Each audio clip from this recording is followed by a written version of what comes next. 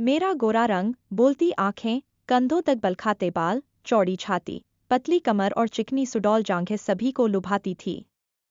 पुरुष मेरे सौंदर्य को देखकर कहते यह लड़की तो किसी रसगुल्ले से कम मुलायम और रसदार नहीं है। इसे देखने मात्र से ही जन्नत की सैर हो जाती है। मैं सुंदर थी। मेरी देहयष्टि आकर्षक थी। मैं पुरुषों के मुंह से ऐसे शब्द सुनते ही नारी स्वभाववश खिल जाती और मुझे अपनी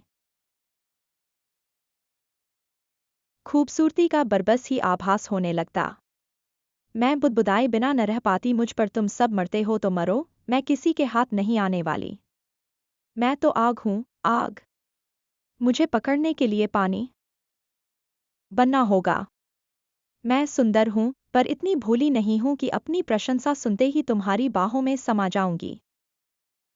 मैं अभी सोच ही रही थी कि माँ की आवाज ने मुझे चौंका दिया। मैं जैसे सोते से जाग उठी। माँ मेरे सामने खड़ी मुस्करा रही थी।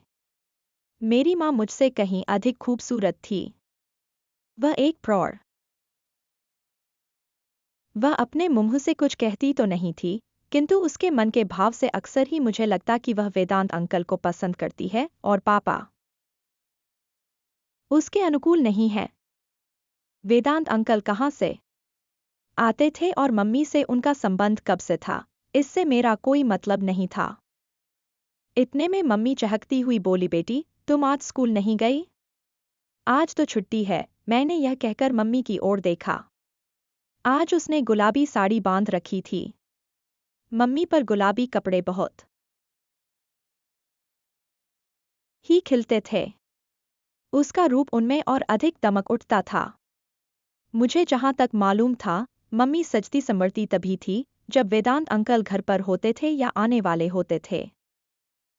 वैसे तो सजना संवरना मम्मी के जीवन का एक अभिन्न हिस्सा था, लेकिन उस दिन वह विशेष रूप से साज श्रृंगार करती थी जब वेदांत अंकल घर पर होते।